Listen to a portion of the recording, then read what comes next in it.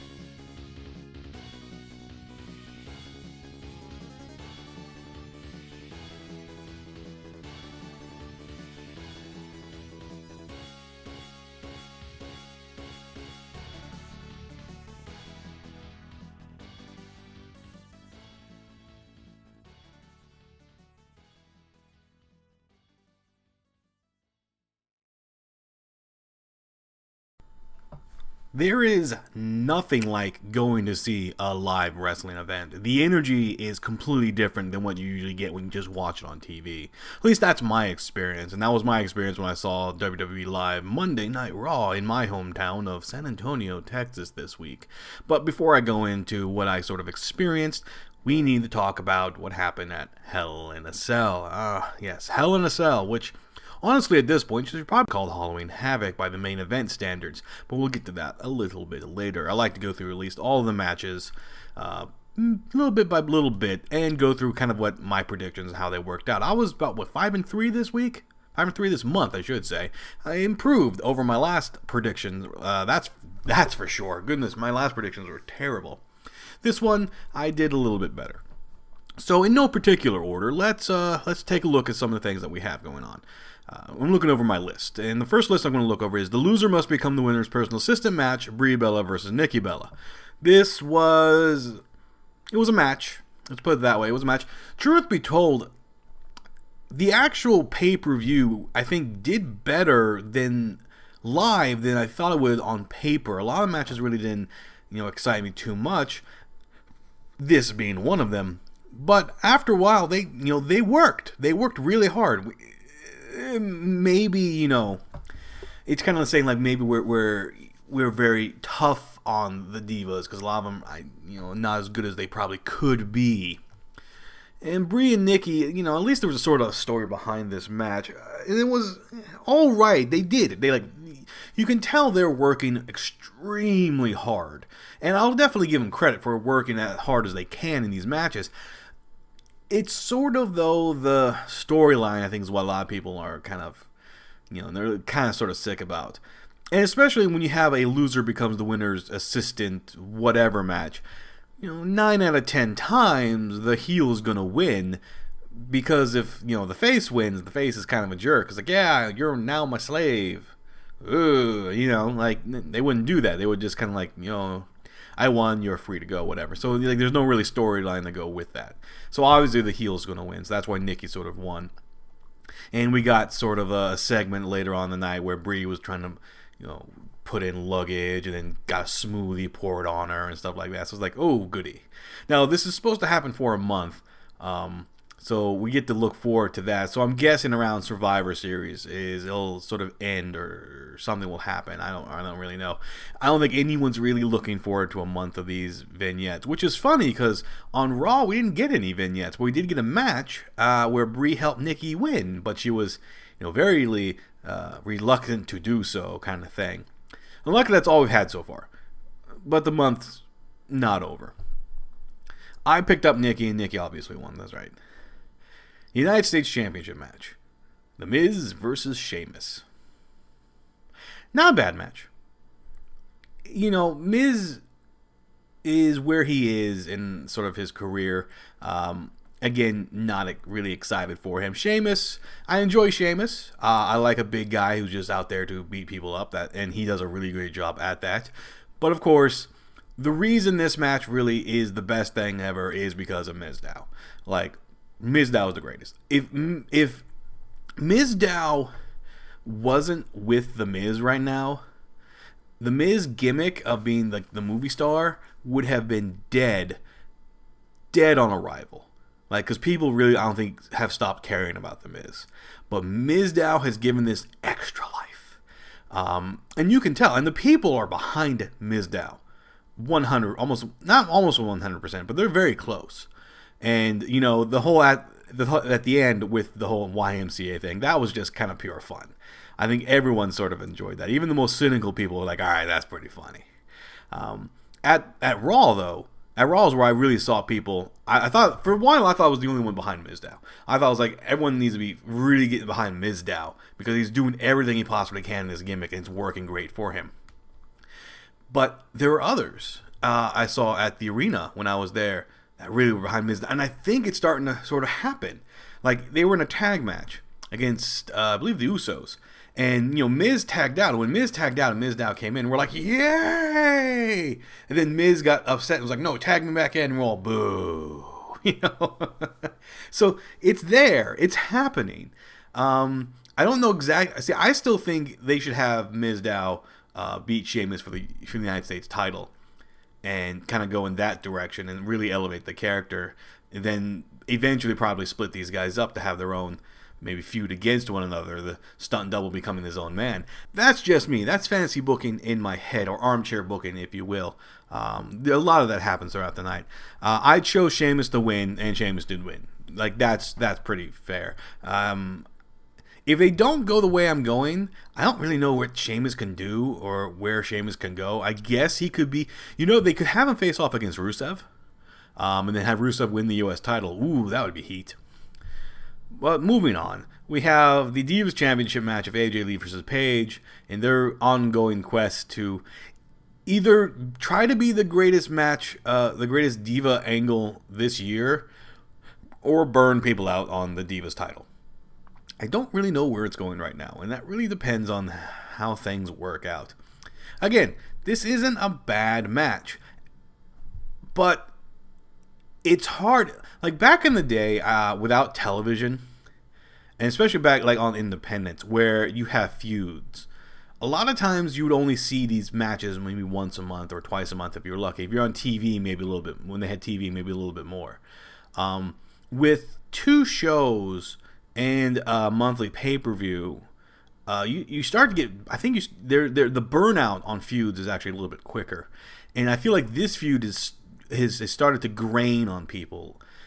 And now that's just maybe because there's not enough divas to carry the title, and that's why when we stick it on the page, who knows? But this is like they've met each other so many times. They've traded the belt a couple of times now. You don't really care exactly where it goes. This time the belt wasn't traded. This time AJ won, like I said she would. And it's just continuing, and then there might be a feud with Alicia Fox later on with Paige, but I don't know, you know. So like if Paige and Alicia Fox, I don't know how that's going to work out, because they kind of have similar gimmicks. They kind of keep giving all the divas similar gimmicks of a crazy woman, which, you know, at first I was like, okay, this could kind of be interesting, and then they kind of pushed it too far, and you're like, all right, hold on, this isn't cool anymore, and let's kind of scale this back. So who knows exactly what's going to happen with that. Maybe it'll be AJ versus Paige versus Alicia Fox or something along the lines of that. But I feel like maybe the reason why they don't have anything going is because the whole Total Diva show, and the producers are sort of in charge of that, and you hear the disappointment in my voice. It just leaves a sort of a bad taste. Moving on, now here is a match that people complained about a lot online. I saw this, and I'm not sure why. It's the Intercontinental Championship. Well, I'll tell you what. It's the Intercontinental Championship, two out of 3 falls, and I actually know why a lot of people complained. Let's go to the ending. The ending was that Dolph Ziggler won. He retained, which I didn't want. I want Cesaro to win. But he retained with 2 straight falls in a 2 out of 3 falls match. That's a rarity. Like, that doesn't happen very often. I think a lot of people after the match all said, oh, how many times did that happen? And maybe they can count on one hand times that a 2 out of 3 falls match has gone to falls in a row to one person. So it was it was unexpected. Because a lot of people say like, oh, 2 out of 3 falls match. Obviously, someone will get the first fall, someone will get the second fall, and then the third fall will be where all the drama comes in handy. And we didn't get that. We got Dolph winning the first one, and then Dolph winning the second one. Now he fought to win. Cesaro threw a lot at him, and he fought really hard to win, and he won in the row. And a lot of people sort of complained that the whole concept was sort of thrown out the window or destroyed because you had the guy win 2 straight falls. But I think what sort of happened, and this is just sort of me spitballing it, is that we were taken by surprise, which rarely happens, which we're so conditioned almost as fans to have a certain thing happen in a match, or when a stipulation is given to us, where we sit and go, okay, this is going to happen, this is going to happen, this is going to happen. And, we're so conditioned to that when something unexpected happens, we're actually mad, when in reality, this is sometimes why I sort of hate the internet wrestling community. Please send me emails, text me, don't text me, tweet me if you disagree.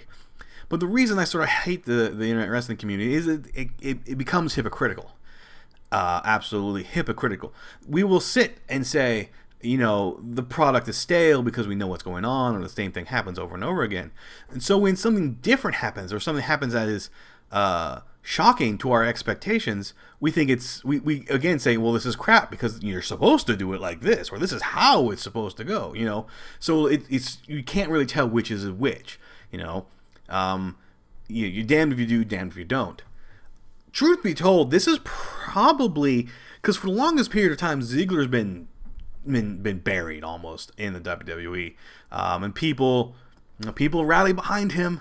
We want more from Ziggler, and this could be just sort of WWE's way of going, all right, we're going to try and promote him as the Intercontinental Champion.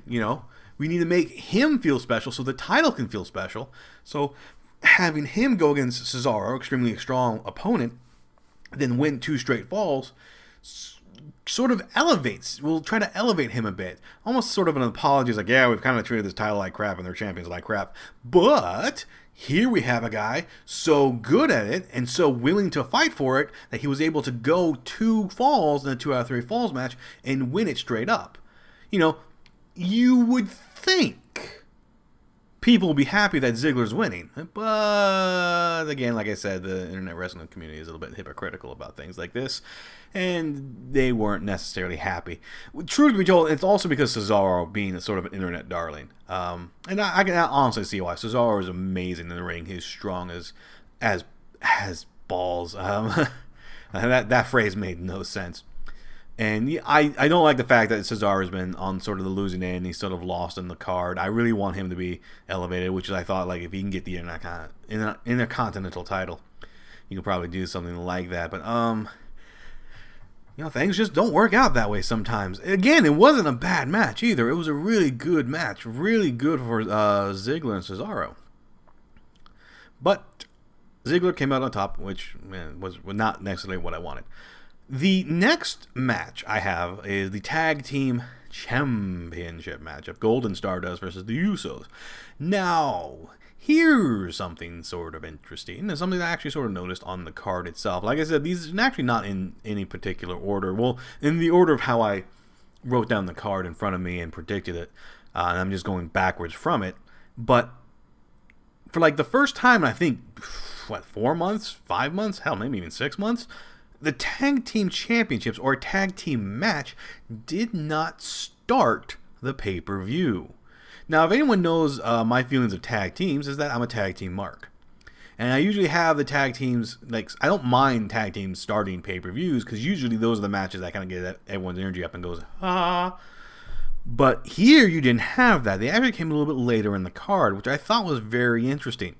And I think, that's them trying to say that they're trying to maybe, move the tag team titles up a little bit. But unfortunately, I feel like they took a step back on Monday Night Raw, and I'll get to a little bit later. But you had a fun little match that actually went against what I thought was going to happen.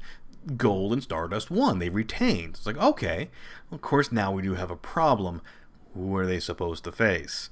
The Usos are like the only tag team right now, major face tag team.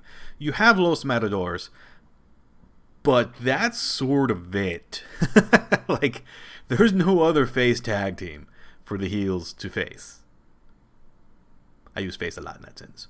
There is no other tag teams for them to go against. So who are they supposed to face the upcoming months? And then now we have reached a point where, like, well, crap.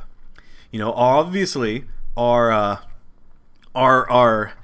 lack of planning in this division has finally caught up, because there's no one else. There's legit no one else, unless they bring up a team from NXT as a face team. It's going to be Gold and Stardust versus the Usos again comes Survivor Series. Or now this thought just hit my head, and I'm doing a little bit more armchair fantasy booking here. Since Survivor Series is one of my favorite pay-per-views, I'll tell you why a little bit later, but a lot of it has elimination styles. What if on the card you have like a 4-way tag elimination match for tag team titles? I mean, one, you get some tag teams up there. Two, the titles get a little bit more prestige because it's not one team facing off against one team. It's 3 teams trying to get that championship. So it makes it seem a little bit more important. Of course, who are the teams? Well, and then you have you have the Golden Stardust, and obviously you'll probably put the Usos in it unless they have another idea for them. But the Usos can probably be in there. You can have Slater Gator if you want, and then who else? Well, I guess Los Matadors could also be in there. You know, I'm kind of looking at that on paper, and I'm not actually excited as I first thought. I mean, again, not bad workers in there, but not the most exciting match I've ever put together in my head. You could possibly maybe do a gauntlet, and maybe you can add in a couple teams from NXT, make it seem like it's a little bit more important. They can have a chance to sort of debut or try their luck, like an open gauntlet kind of thing. Because something like what Chikara does, so you have no idea which different teams are coming out. And I guess that's, of course, that probably puts the heels in a bad position, you know, because you kind of want to see them lose the belt. So I don't know. So this is why I'm not a booker of a wrestling company, because I probably have these really great ideas, but my execution would be terrible. But in any case, that's sort of how the tag teams are ending up, unfortunately. Okay, that leaves us 2 matches to talk about. The double main event that I put in parentheses. I say it's a double main event because really there was only one main event, and that in fact was the Dean Ambrose versus Seth Rollins. The John Cena versus Randy Orton was like the mid-main event because they had it in the middle of the show, which makes perfect sense. You don't want to have a back-to-back Hell in a Cell match. You sort of ruin the concept that way. So having a separation of them works out. And I know a lot of people were really happy that John Cena and Randy Orton actually went on middle of the show and not the end of the show. Everyone thought, oh, they're going to be on the end of the show, screwing over the new guys. And then it didn't happen. And again, one of the things I hate about the wrestling internet community is that they will say this stuff but never point out when they're wrong. You know, when this happened, a lot of people were still complaining. Like it's you have to complain if you're on the internet wrestling community. I don't know what it is. It could also just be I'm getting old and I don't really care anymore. Who knows? But John Cena versus Randy Orton was actually a better match than I think a lot of people want to give it credit for. I really do think it's... And I think a little bit of it... I was talking to someone on Twitter, one of my friends on Twitter, and I think it's because something has happened with Randy Orton.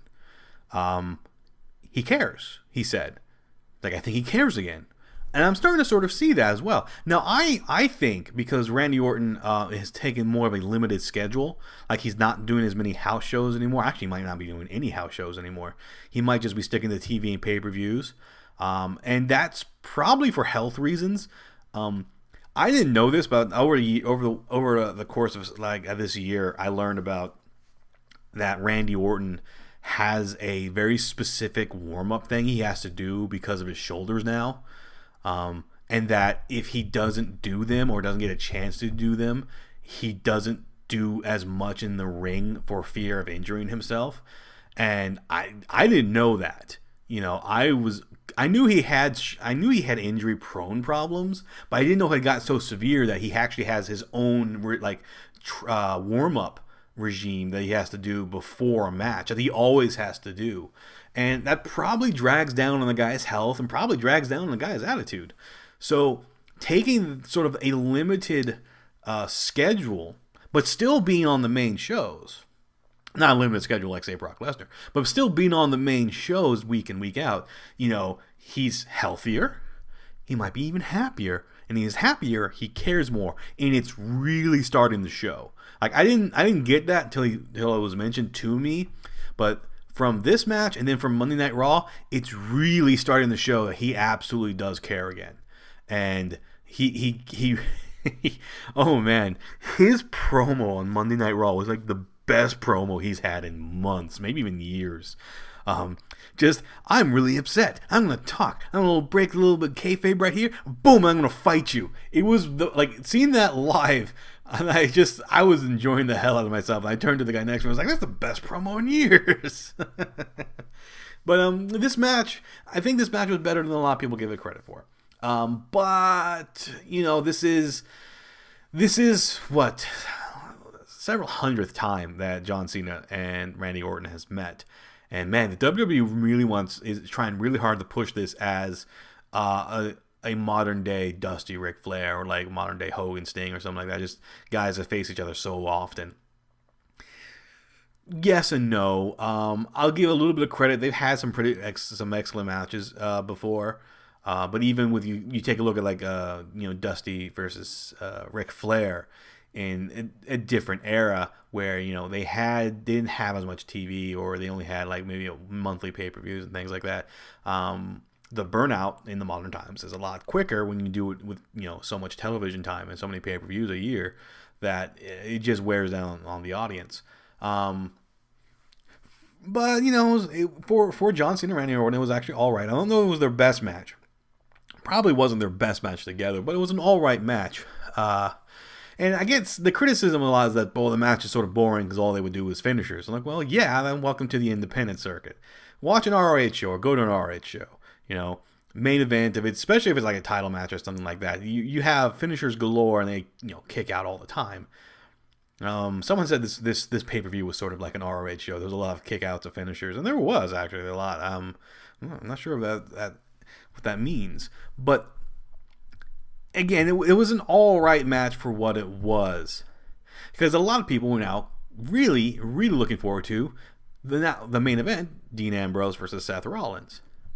And when I said on my predictions, I said, truth be told, it doesn't really matter who wins this match, as long as the match in and of itself is good. But I think I was wrong. I think because when I was watching it, even though I said Rollins would probably win, which turned out to be correct. Oh yeah, John Cena, new number one contender to face Brock Lesnar. No surprise. But the main event, I said, Rollins would probably win. But I was always watching, I was like, oh, you know what? Dean probably needs to win this. Dean's putting a lot of energy, a lot of passion in this match. He probably needs to win it. And it's interesting because this was like a PG version of, was it the King of the Ring 98 against Undertaker and Mankind, where they're climbing to the top of the cage, and then it's kind of interesting. They had their own twist because they had Stooges 2014, Joey Mercury and Jamie Noble, which I swear the reason Jamie Noble doesn't wrestle anymore is that either his neck or his back were just screwed up completely beyond repair. I swear that was the reason he stopped wrestling. So to see him get involved and climb into a cage and basically get involved in a wrestling match, he also got involved on Monday Night Raw. I was like, what is he doing? Isn't he going to hurt himself? So maybe I was wrong. Maybe it was another reason why he sort of retired from wrestling and became a backstage agent kind of guy. But he's back in the ring now as Stooges 2014. Joey Mercury and Jamie Noble actually is probably the most over they're going to be ever in their careers, and that's sad because they're both excellent workers. But you had the cage, they fighting on top of the cage, and they fell off the cage and onto the tables at a bad angle. So because I saw the Spanish announce team get out of there immediately, oh, they're climbing the cage, we're out. We know exactly where this is going. We've been here before. And so it kind of took away, at least at home, I don't know, probably in the arena itself too, probably it was like, oh, they're obviously going to fall. And they fell, and then you had a stretcher spot between the two of them. They're getting rolled out, but then Dean, being the lunatic, gets off the stretcher and then grabs Seth Rollins and throws him in the ring, and the match officially begins. Like, the stuff that happened on top of the cage and on the outside, the match didn't officially begin yet. It was until they got into the ring. And it actually got a really good response from the crowd, like when the bell went off. After that moment, it was a brawl. It was just grab what you can, do what you can, brawl, which is what you sort of expected. At least that's what Dean Ambrose has been promising. So you had a lot of table spots. You had chairs. You had the pile and suplex in the chair spots. Dean Ambrose pulled off a cactus elbow. Very nice cactus elbow, by the way, through a table. So it was just a big fight, and it was leading up to like the revenge of Dean Ambrose. You know, Dean Ambrose will get his revenge from the betrayal of his former Shield brother. At least that's what there was going to happen. At least that's what it looked like was going to happen. But then, right when you get to the point where it's going to happen, you have... Can't believe I'm going to say this, but I shouldn't be surprised. A ghost appeared. Well, I take that. The lights went out, chanting started, a lantern was in the ring, and then a ghost appeared. Holy crap. Here's the thing. I'm actually not upset. There was a lot of people, I think, upset with this. They called it the Russo era sort of ending to a match. Not really. This is classic WWF Undertaker supernatural stuff. You know, let's not forget that at one point in time, The Undertaker ascended to heaven after a match. You know, let's not forget the time that The Undertaker sort of appears in the ring, drags people through it, and fire shoots up, or lightning bolt strike. Like, supernatural stuff in the WWE is actually not that surprising. It's surprising because it wasn't The Undertaker, it was Bray Wyatt who summoned this ghost. It's so weird to say that. And that ended the match with Bray Wyatt attacking Dean Ambrose and then Seth Rollins getting the win. And it sucked because, Dean Ambrose didn't get his revenge. He has yet to get revenge, technically, on Seth Rollins. He hasn't gotten revenge at all, you know. Now, this could also be because it was supposed to be... what was it? After Dean Ambrose got his head put through the concrete, it was then supposed to be Seth Rollins versus Roman Reigns, and then Roman Reigns got a hernia and he couldn't compete. So Dean Ambrose sort of came back early. My guess is that this was probably supposed to be Seth Rollins versus Roman Reigns, and then Roman Reigns might have probably didn't get. I'm not sure if he might have gotten the win, you know. And then maybe Dean Ambrose would have come back and gotten the win as well. But I don't know. I don't really know exactly what the plan was. But obviously they're sort of protecting Seth Rollins. Because Seth Rollins is Mr. Money in the Bank, and obviously he's going to cash in the Money in the Bank pretty soon. Well, I won't say pretty soon, probably in a couple of months. Maybe close to WrestleMania at this rate. But it's just one of those things that, while I enjoyed the match, and I actually enjoyed Bray Wyatt's ghost attack, I do feel like Dean Ambrose, after thinking about it, probably should have won the match more for his character than anything else. That being said, I actually thought Hell in a Cell was actually not that bad. I really enjoyed it. There's only a few times where I was sort of kind of bored. And I think it might have been the United States title, maybe the Divas title. Not Divas title. Loser becomes an assistant match. Where I was like, I wasn't as into it as I should have been. But overall, the pay-per-view wasn't that bad. It was better than Night of Champions. I would give it a much better than Night of Champions. But there are a few things that, I didn't quite agree with. So what's going to happen next? Well, while I was at Monday Night Raw, they are introducing, they're announcing the next pay-per-view, Survivor Series, and then it's going to be a big traditional Survivor Series match. Now, Survivor Series has actually been one of my pay-per-views, one of my favorite pay-per-views as a kid. Being a tag team mark, having a whole pay-per-view dedicated to team tag elimination matches was like, dream come true. Unfortunately, over the years, as I've gotten older, unfortunately, that concept of being every match a team match elimination has been shuffled off to the wayside. So you're sometimes you're lucky to get one. If you get two, it's almost really exciting. It's special. So this year we're going to get one. It's going to be Team Authority versus Team Cena. Why is it Team Authority versus Team Cena? Because the Authority is basically the number one heels, and then Cena is Cena.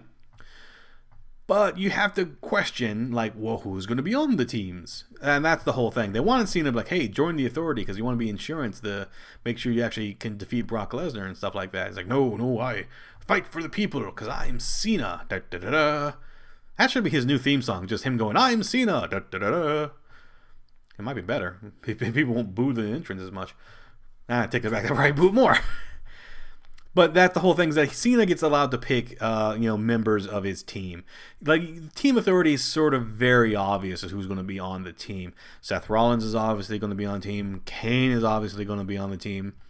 You might have Triple H. I don't think Triple H is actually going to be on the team. Well, it would be funny if you actually got Joey Mercury and Jamie Noble to be on the team. That would be funny. Now, I believe a traditional Survivor Series is 5-man versus 5-man. I know they for a while they did 4-on-4, but I think traditional, going back to like the original concept, is 5-on-5.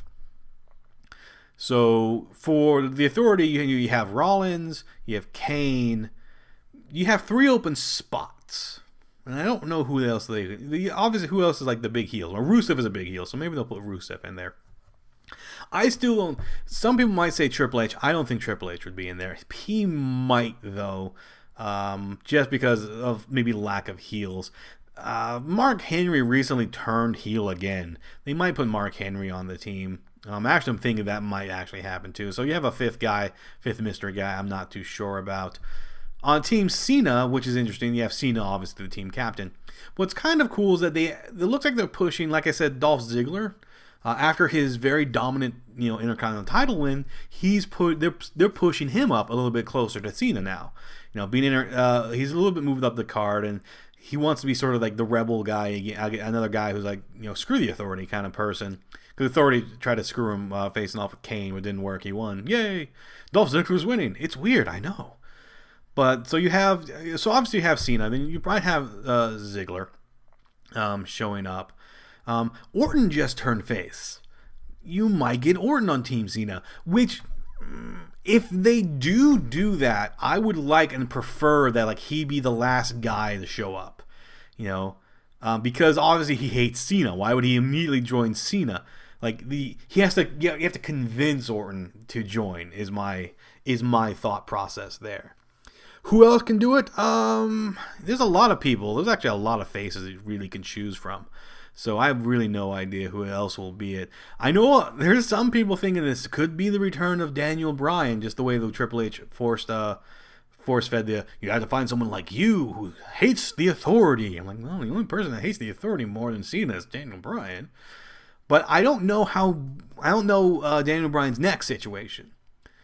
That's key, is his neck. I don't know if his neck is better or worse or what have you.